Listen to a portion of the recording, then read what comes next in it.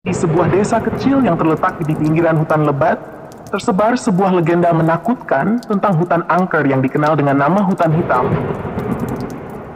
Tidak ada yang berani masuk ke dalamnya, bahkan saat siang hari karena hutan itu dihuni oleh roh-roh jahat yang tak mengenal belas kasihan.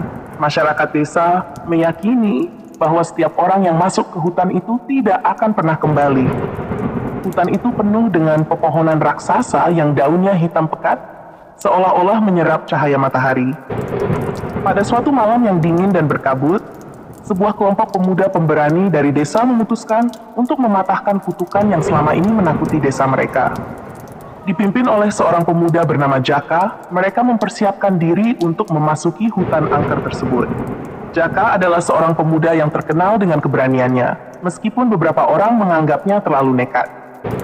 Ia yakin bahwa legenda hutan itu hanyalah cerita karangan orang tua untuk menakut-nakuti anak-anak agar tidak berkeliaran di malam hari. Malam itu, bulan tertutup awan tebal membuat suasana semakin kelam. Jaka dan 5 temannya membawa obor dan persediaan secukupnya, lalu memulai perjalanan mereka ke dalam hutan hitam. Mereka memasuki hutan dengan penuh percaya diri, menertawakan desas-desus yang mereka dengar sejak kecil. Namun, setelah beberapa jam berjalan, tawa mereka mulai menghilang.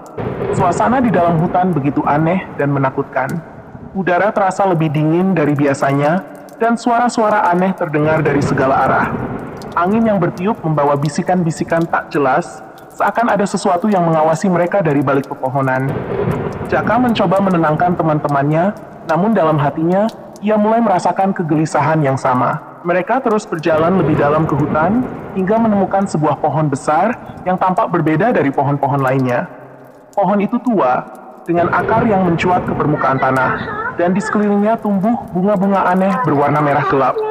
Di bawah pohon itu, mereka menemukan sebuah batu besar dengan ukiran-ukiran kuno yang tidak bisa mereka pahami.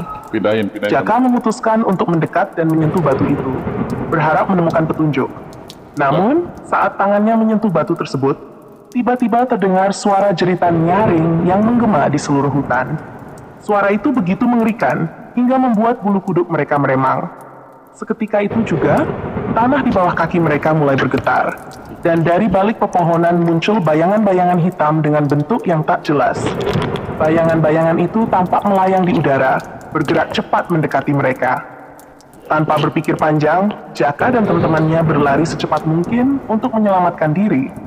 Namun, hutan itu seakan hidup, mengubah arah setiap kali mereka mencoba menemukan jalan keluar. Rasa takut semakin mencekam saat bayangan-bayangan itu mulai mengeluarkan suara mengerikan, seperti bisikan yang dipenuhi kebencian. Mereka menyadari bahwa makhluk-makhluk itu adalah roh-roh jahat yang menghuni hutan tersebut. Satu persatu, teman-teman Jaka mulai terjatuh. Mereka tersesat dan terpisah dalam kegelapan. Jeritan mereka terdengar samar sebelum menghilang sepenuhnya. Jaka, yang kini sendirian, berusaha tetap tenang meskipun rasa takut mulai melumpuhkan pikirannya. Di tengah pelariannya, Jaka menemukan sebuah gua kecil yang tersembunyi di balik semak-semak lebat. Tanpa ragu, ia masuk ke dalam gua itu dan bersembunyi, berharap para roh jahat itu tidak menemukannya. Di dalam gua, Jaka menemukan sesuatu yang tak pernah ia bayangkan. Di dinding gua, terdapat lukisan-lukisan kuno yang menggambarkan para penduduk desa yang diserang oleh roh-roh jahat. Dari lukisan itu, Jaka menyadari bahwa roh-roh tersebut adalah arwah para penebang pohon yang dahulu menghancurkan hutan untuk membangun desa. Mereka dikutuk oleh alam untuk selamanya menjadi penjaga hutan itu, menghantui siapa saja yang mencoba mengganggu ketenangan hutan. Jaka akhirnya menyadari kesalahan besar yang telah ia lakukan. Dengan penuh penyesalan, ia mengucapkan permintaan maaf kepada roh-roh tersebut, memohon agar diberi kesempatan untuk kembali dan memperingatkan orang-orang di desanya. Tiba-tiba, gua itu mulai bergetar dan secahaya terang muncul di ujung lorong.